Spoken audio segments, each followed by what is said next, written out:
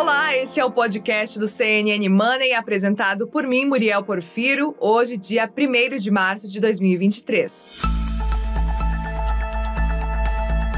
Nesta quarta-feira, começa a valer oficialmente a reoneração dos combustíveis, ou seja, os postos já podem começar a cobrar os impostos da gasolina em 47 centavos por litro e do etanol com acréscimo de 2 centavos por litro. A questão é que a Petrobras também nessa terça anunciou a redução de 13 centavos da gasolina, ou seja, com esse desconto, o saldo líquido deve ser de 34 centavos por litro, mas essa recomposição é parcial. E segundo o ministro da Fazenda, isso não seria suficiente para chegar à arrecadação total dos impostos sobre os combustíveis que estava prevista daqueles 28 bilhões de reais neste ano. E aí entra a solução encontrada pela Fazenda: criar um novo tributo, o imposto sobre a exportação de petróleo com uma alíquota de 9,2%. Isso, segundo Fernando Haddad, duraria 4 meses até a recomposição total de PIS e COFINS. Depois, caberá ao Congresso definir a continuidade. Só que a indústria do petróleo recebeu a notícia com muita insatisfação. Para as empresas do setor, isso muda a rentabilidade de diversos projetos e coloca em risco a continuidade da exploração. A apuração é do Daniel Hitchner. E também diz que as petrolíferas entendem que essa medida pode causar instabilidade no setor e falam até mesmo em quebra de contrato. Além disso, uma fonte da indústria lembrou que a medida está longe de afetar só a Petrobras ou as grandes multinacionais que operam campos de petróleo no Brasil.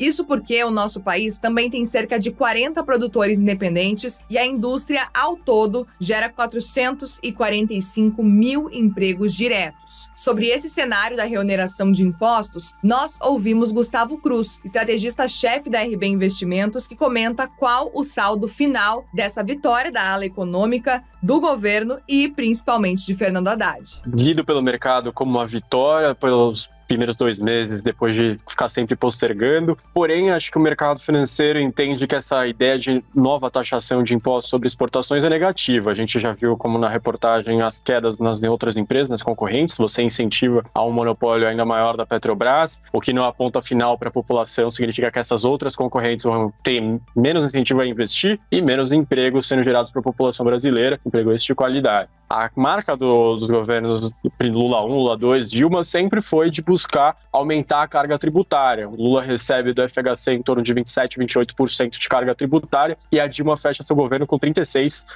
de carga tributária. Então sempre é buscado, tem novas formas de taxar o setor produtivo, população, para que se gaste mais em áreas que são consideradas interessantes. Existem diversas discussões de como conduzir governos, mas o mercado entende que o Brasil já chegou em taxas de carga tributária muito alta, que o ideal seria você discutir gastos ineficientes para trazer gastos que são considerados melhores, então ineficiências em outras áreas, para aí sim gastar em mais social, fazer novos projetos de habitação, e por isso que não é tão bem recebido esse aumento de carga tributária novamente. A gente também destaca aqui a cobrança direta por parte de Fernando Haddad ao Banco Central para baixar os juros. Basicamente, o ministro disse que fez a lição de casa no fiscal e que espera agora a redução da Selic. Isso, somado à queda no preço dos combustíveis por parte da Petrobras e a novidade da taxação das exportações do óleo cru, aumentou a reação negativa por parte do mercado. Gustavo Cruz também comentou o impacto dessa fala. Ficou muito ruim a cobrança pública novamente do Haddad sobre o Banco Central.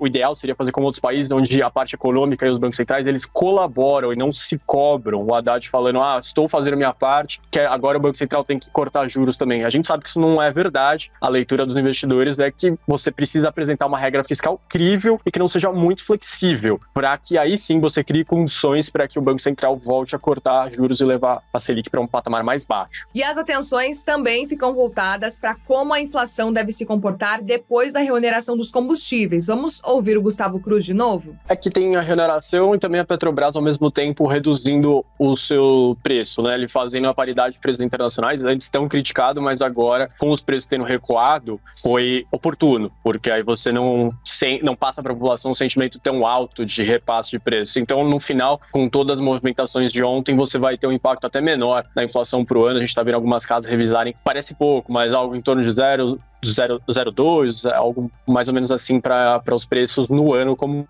um todo. É claro que isso ainda depende muito dos próximos passos. O Jean Paul Prats, presidente da Petrobras, ele está anunciando que vai revisar a política de investimentos da Petrobras, política de dividendos e política de preços. A gente viu ontem a presidente do PT, a Gleisi Hoffmann, criticando bastante essa política de preço da Petrobras. Então, o que eu tenho para passar? Que ainda é muito cedo para falar que já está claro qual que é o efeito final para a inflação até o final de 2023. A gente pode ter grandes novidades ainda em termos de política de preço da Petrobras, pode ser não repassando preços internacionais adiante. Então, ainda o efeito final parece distante de ser claro.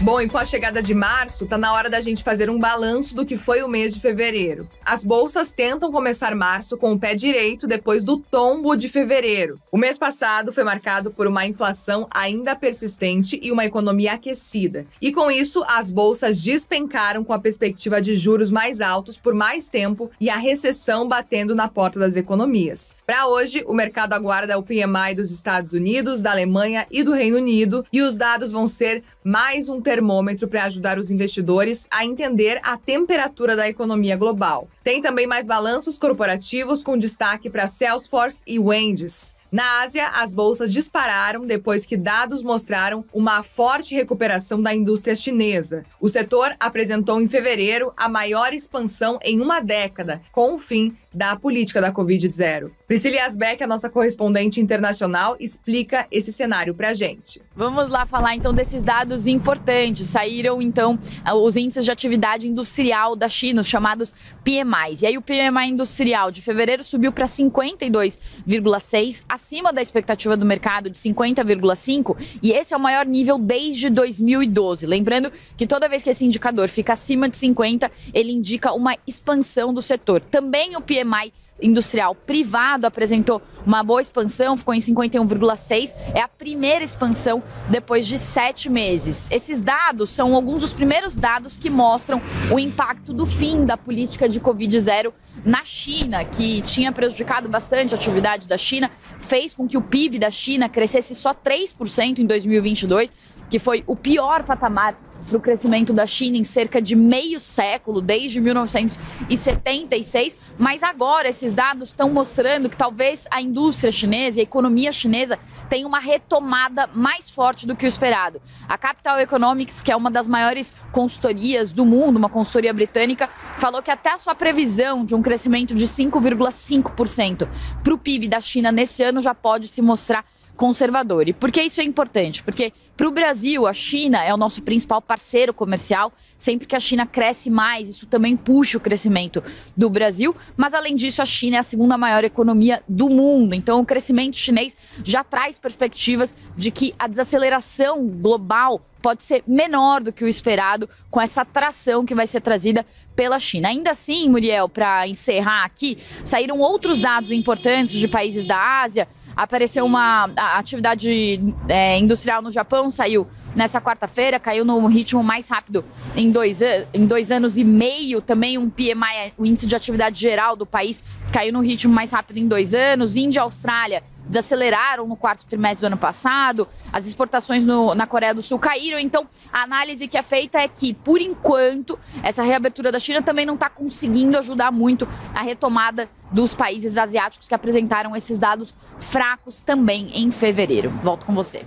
Vamos entender agora como a bolsa aqui no Brasil fechou em fevereiro e as expectativas para hoje? Fevereiro foi um mês muito negativo por aqui e no mercado. O Ibovespa caiu mais de 7%, recuando para casa dos 104 mil pontos, e o dólar subiu quase 3% a R$ 5,22. Já em Wall Street, as bolsas caíram um pouco menos, mas mesmo assim, as quedas chegaram até a mais de 4%. De forma geral, o mês foi impactado pela perspectiva de que o Banco Central brasileiro e o americano não vão conseguir cortar as taxas de juros tão cedo. cedo. Dados de fevereiro mostraram que as economias ainda estão aquecidas e que a inflação segue persistente. Por aqui, as quedas foram maiores, com os investidores de olho no bate-cabeça entre o governo e o BC em relação à discussão da meta da inflação e nas discussões sobre a reoneração dos combustíveis. Para hoje, o mercado espera o balanço da Petrobras do quarto trimestre de 2022, que vai ser divulgado depois do fechamento. Na agenda de balanços, ainda tem Gerdau e Metalúrgica Gerdau antes da abertura e Prio, Marfrig e C&A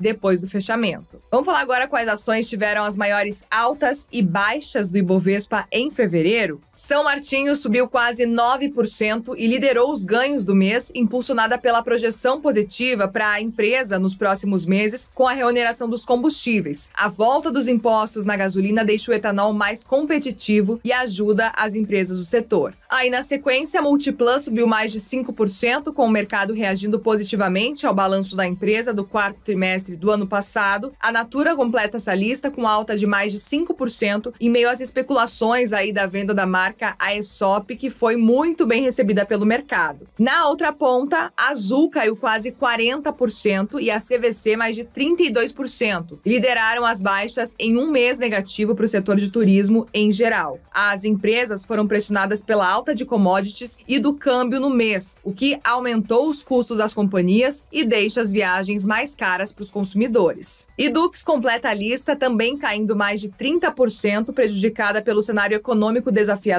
que afeta a renda dos brasileiros e aí diminui a perspectiva de alunos das empresas de educação. Gustavo Cruz, estrategista-chefe da RB Investimentos, também comenta o cenário do Ibovespa, que teve o pior fevereiro em 22 anos. Ele responde o que podemos esperar para março. Acredito que em março a gente continua com bastante foco nos balanços das empresas para o quarto trimestre. A gente ainda tem grandes empresas para reportar seus resultados do quarto tri do ano fechado de 2022. Azul, que você comentou, Gol, Embraer, Raia Drogasil, Fleury, Redditor, entre outras. A gente também tem a discussão da nova regra fiscal, que por enquanto está bem blindada. A gente não tem tantos detalhes do que vai ser proposto como substitutivo para o teto de gastos. Isso é bem relevante para a economia brasileira. A gente tem no mês de março também novas discussões, mais detalhes da proposta de reforma tributária. Tudo isso bem relevante aqui internamente e, claro, externamente, bem relevante acompanhar o que vai ser decidido pelo Banco Central norte-americano. Bem precificado, uma alta para 5%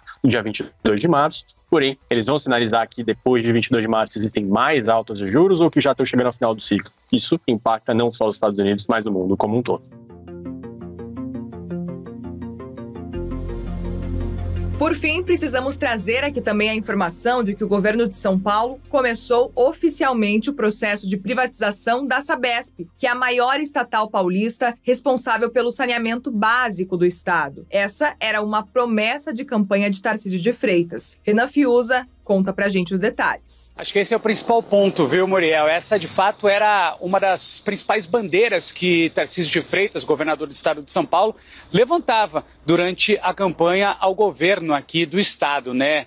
Diferentemente da sua oposição na época, Fernando Haddad, que era contra a privatização. Então, Tarcísio de Freitas sempre levantando essa bandeira, dizendo que iria privatizar a Sabesp, a maior estatal do estado de São Paulo, se fosse eleito. E de fato agora a gente está tendo esse pontapé inicial. Parece que esse processo realmente está dando início, né? Foi oficialmente dito pelo governador e por sua equipe que esse processo já está em andamento. Portanto, os integrantes do Conselho do Programa de Parcerias e também de Investimentos aqui do governo do estado de São Paulo já contrataram uma assessoria para de fato fazer uma avaliação mais extensa, né, mergulhar mesmo na documentação da Sabesp, né, que é a companhia de saneamento básico aqui do estado de São Paulo. E também o que essa assessoria quer saber? Qual é a maneira mais fácil, né, e como vai se dar esse processo para tirar, de certa forma, das mãos, né, ou reduzir das mãos da administração pública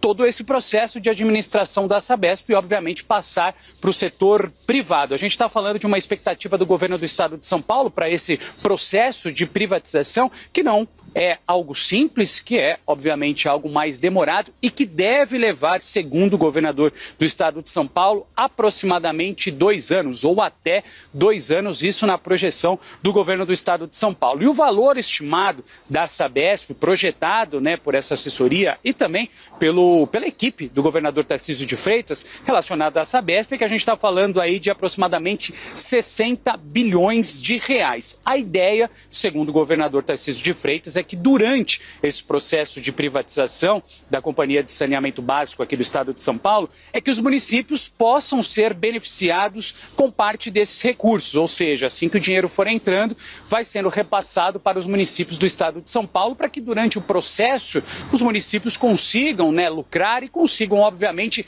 reverter tudo que está sendo investido e tudo que está sendo recebido pelo governo do estado de São Paulo em benfeitorias aos municípios do estado, né? Vamos só lembrar também que, além desse projeto de privatização da Sabesp, de todo esse pontapé inicial para que esse trabalho já iniciasse, a gente tem aqui também pelo menos outros 15 trabalhos que foram aprovados para serem tocados pela iniciativa privada, ou melhor, 15 projetos que serão repassados para iniciativa privada. O que a gente está falando? A gente está falando de projetos de hidrovias, rodovias, ferrovias, educação e loterias. E aí, mais uma vez, a gente volta lá na bandeira que estava sendo erguida, né, por Tarcísio de Freitas ainda, né, quando candidato, justamente ele pretendia fazer com que vários e vários projetos fossem privatizados, não só a Sabesp. Só para a gente finalizar, quais são esses projetos entre os 15, né, que eu mencionei? O túnel submerso Santos-Guarujá, rodovias do Litoral Norte,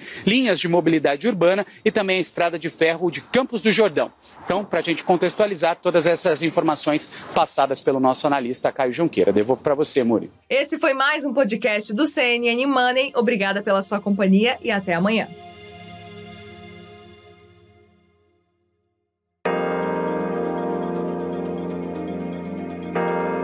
Com a apresentação, pauta e coordenação editorial de Muriel Porfiro, este podcast é produzido pela CNN Brasil, com a edição da Maremoto. Produção, Larissa Coelho e Tamara Nassif.